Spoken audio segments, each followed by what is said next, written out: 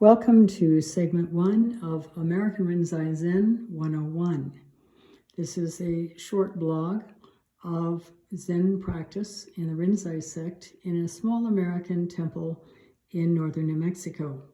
And there in front of you, you see the door to the Zendo. Zendo literally means in Japanese, meditation hall. And of course, that's where we do our meditation. As we get closer to the door, you can see that there's a plaque on the door. This plaque was written in kanji, or Chinese characters, by Mitra-roshi, who is the abbot of Sogenji, a Rinzai Zen temple in Okayama, Japan. The translation of this is, "Great effort without fail brings about great light." And that is something that we work towards in our meditation practice. And also, it is equally relevant to daily practice outside of any spiritual endeavor. Whatever we put our mind to, if we really put our mind to it and really work towards it, it will bring positive results. So entering the Zendo, you can see that it is set up for people to sit meditation. Many people, not a huge crowd, but many people to sit meditation. These raised platforms are called tans, and they allow a person to sit either cross-legged or in seiza position, which I'll speak to in a minute, or to sit with your legs down like you're in a chair. This is one of the features of American Rinzai Zen, because the Rinzai sect, as compared to the Soto sect, which is also practiced in Japan, meditators sit with their backs to the wall, seated facing into the room.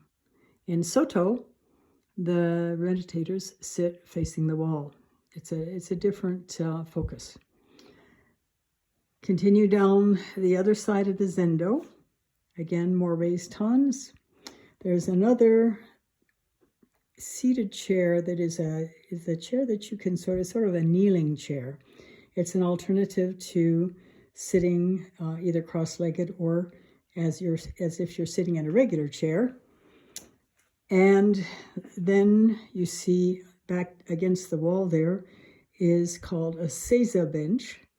That is a support bench so that you can sit in a kneeling position, which is another official position in Rinzai Zen. These positions originally came out of India, especially the cross-legged position, and they are more or less utilized by Americans.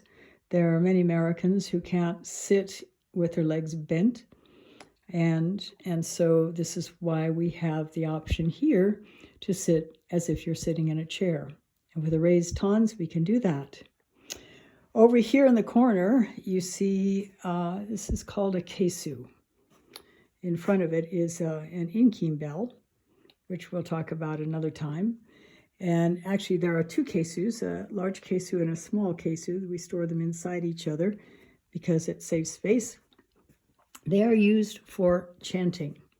And again, in a later blog, I will speak to the subject of chanting. Here we have the altar, and of course down there at the bottom you can see a humidifier. It's pretty dry here in northern New Mexico. This scroll behind the figure on the altar also was done by Mitra-roshi, and it reads,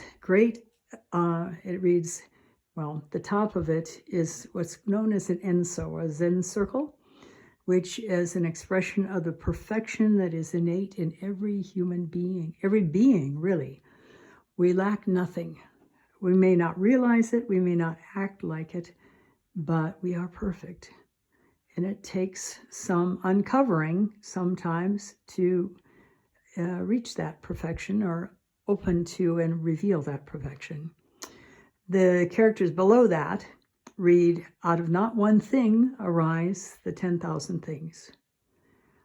And this is the same as in Christianity in the Bible, where it says, "And God made the heaven and earth and all things therein."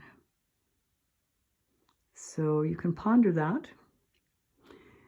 The figure on the altar is that of Kuan Yin, as she's called in Chinese, or Kanon, as she's called in Japanese.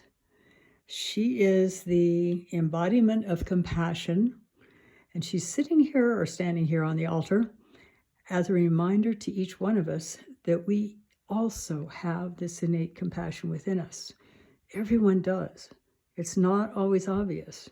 Sometimes it needs some uncovering, but it's there. And this is one of the things about Buddhism that is different from some other religions. And that is, it teaches that we are innately perfect, lacking nothing, and that we can realize that perfection. And in the realizing of that perfection, we are freed from our conditioning that we've grown up with. And through that freedom from conditioning, we're able to live a more harmonious, happy, fulfilling, giving life. Over here is the other half of the chanting instruments. This is called the moku gyo. Moku means wooden, and gyo means fish. And it is shaped, although it looks a little bit like a jingle bell, it's meant to represent a fish. And at the sort of the tail of the fish, you can see what appear to be two dragon faces.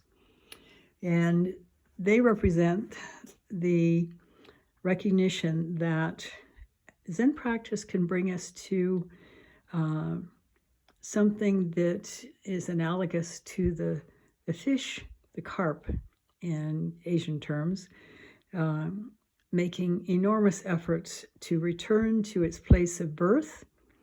And in doing so, it has to climb up waterfalls and exert tremendously. And the saying in China is that as it does this, as it leaps up the waterfall, it turns into a dragon.